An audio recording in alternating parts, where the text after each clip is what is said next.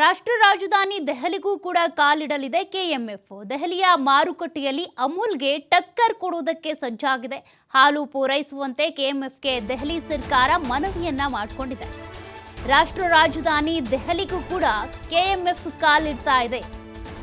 ದೆಹಲಿಯ ಮಾರುಕಟ್ಟೆಯಲ್ಲಿ ಅಮೂಲ್ಗೆ ಟಕ್ಕರ್ ಕೊಡಬೇಕು, ಪೈಪೋಟಿ ಕೊಡಬೇಕು ಅನ್ನುವಂಥ ನಿಟ್ಟಿನಲ್ಲಿ ಕೆಎಂಎಫ್ನಿಂದ ಹಾಲು ಪೂರೈಕೆ ಮಾಡಬೇಕು ಅಂತ ದೆಹಲಿ ಸರ್ಕಾರ ಮನವಿಯನ್ನ ಮಾಡಿಕೊಂಡಿದೆ.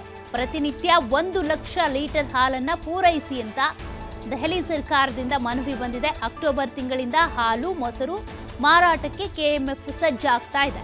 ಅಕ್ಟೋಬರ್ ತಿಂಗಳಿನಿಂದ ದೆಹಲಿಯಲ್ಲಿ ರಾಜ್ಯದ ನಂದಿನಿ ಹಾಲು ಪೈಪೋಟಿಯನ್ನ ಕೊಡುತ್ತೆ. ಕೆಎಂಎಫ್ ಉನ್ನತ ಮೂಲದಿಂದ ಸಿಕ್ಕಿರುವಂತಹ ಮಾಹಿತಿ ಇದು. ಕೆಎಂಎಫ್ಗೆ ಈ ರೀತಿಯಾಗಿ ಒಂದು ಮನವಿ ಅಥವಾ ಈ ರೀತಿಯಾಗಿ ಒಂದು ಲೆಟರ್ ತಲುಪಿದೆಯಂತೆ. ರಾಷ್ಟ್ರ ರಾಜಧಾನಿ ದೆಹಲಿಯಲ್ಲೂ ಕೂಡ ನಂದಿನಿ ಹಾಲಿನ ಪೂರೈಕೆ ಆಗಬೇಕು, ಸಪ್ಲೈ ಆಗಬೇಕು ಅಂತ.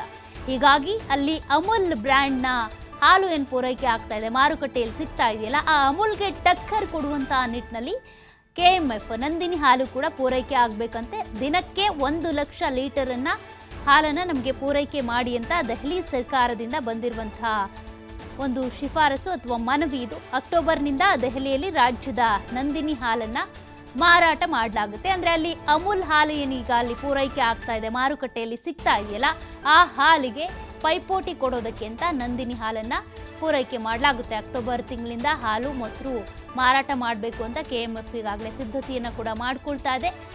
ದೆಹಲಿಯಲ್ಲಿ ನಮ್ಮ ರಾಜ್ಯದ ನಂದಿನಿ ಹಾಲು ಏನಿದೆ ಮಾರಾಟವಾಗುತ್ತೆ. ಅಮೂಲ್ಗೆ ಪೈಪೋಟಿ ಕೊಡುವಂಥ ನಿಟ್ಟಿನಲ್ಲಿ ಈ ಹಾಲನ್ನು ತರಿಸ್ಕೊಳ್ಳೋದಕ್ಕೆ ಅಂತ ದೆಹಲಿ ಸರ್ಕಾರ ಈ ರೀತಿಯಾಗಿ ಪ್ಲಾನ್ ಅನ್ನ ಮಾಡ್ಕೊಂಡಿದೆಯಂತೆ. ಡೀಟೇಲ್ಸ್ ಕೊಡ್ತಾ ಹೋಗ್ತಾರೆ ಪ್ರತಿನಿಧಿ ಕಾರ್ತಿಕ್, ಈಗಾಗಲೇ ರಾಜ್ಯದಲ್ಲಿ ಏನು ನಂದಿನಿ ಹಾಲಿನ ಪೂರೈಕೆ ಜೊತೆಗೆ ನಂದಿನಿ ಹಾಲಿಗೆ ಒಳ್ಳೆ ಡಿಮ್ಯಾಂಡ್ ಇದೆ.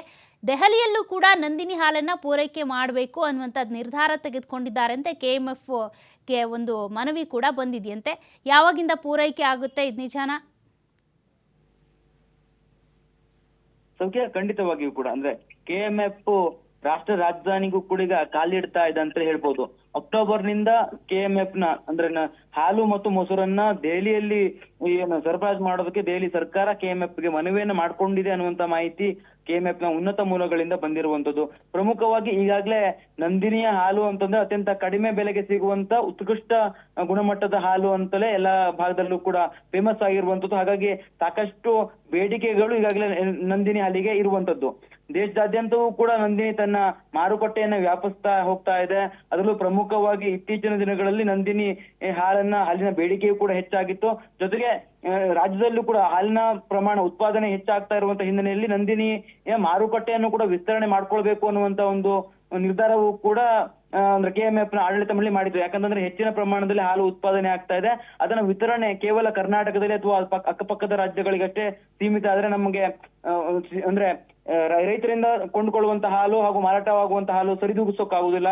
ಹೆಚ್ಚಿನ ಪ್ರಮಾಣದಲ್ಲಿ ಪೌಡರ್ಗಳಿಗೆ ಬಳಕೆ ಆಗಿದ್ರೆ ನಮ್ಗೆ ಸಮಸ್ಯೆ ಆಗತ್ತೆ ಅನ್ನುವಂತ ಒಂದು ನಿರ್ಧಾರಕ್ಕೂ ಕೂಡ ಕೆಎಂಎಫ್ ನ ಆಡಳಿತ ಮಂಡಳಿ ಬಂದಿತ್ತು. ಹಾಗಾಗಿ ಬೇರೆ ಬೇರೆ ಭಾಗದಲ್ಲಿ ಮಾರುಕಟ್ಟೆಯನ್ನ ನಿರ್ಮಾಣ ಮಾಡಿಕೊಳ್ಳೋದಕ್ಕೋಸ್ಕರ ಅಥವಾ ತನ್ನ ಸರಬರಾಜನ್ನ ಹೆಚ್ಚಿನ ಪ್ರಮಾಣದಲ್ಲಿ ಮಾಡಿದ್ರೆ ಇದನ್ನ ಸರಿದೂಗಿಸಬಹುದು. ರೈತರಿಂದ ಸಿಗುವಂತ ಕೊಂಡುಕೊಳ್ಳುವಂತ ಹಾಲನ್ನ ಪೂರ್ಣ ಪ್ರಮಾಣದಲ್ಲಿ ನಾವು ಮಾರುಕಟ್ಟೆಯಲ್ಲಿ ವ್ಯಾಪಾರವನ್ನ ಮಾಡಬಹುದು ಅನ್ನುವಂತ ಒಂದು ನಿರ್ಧಾರಕ್ಕೆ ಈಗಾಗಲೇ ಕೆಎಂಎಫ್ ನ ಆಡಳಿತ ಮಂಡಳಿ ಬಂದಿತ್ತು. ಹಾಗಾಗಿ ಬೇರೆ ಬೇರೆ ರೀತಿಯ ಉಪ ಉತ್ಪನ್ನಗಳನ್ನ ತಯಾರಿಕೆಯನ್ನು ಕೂಡ ಈಗಾಗಲೇ ಹೆಚ್ಚಿನ ಪ್ರಮಾಣದಲ್ಲಿ ಮಾಡ್ತಾ ಇತ್ತು.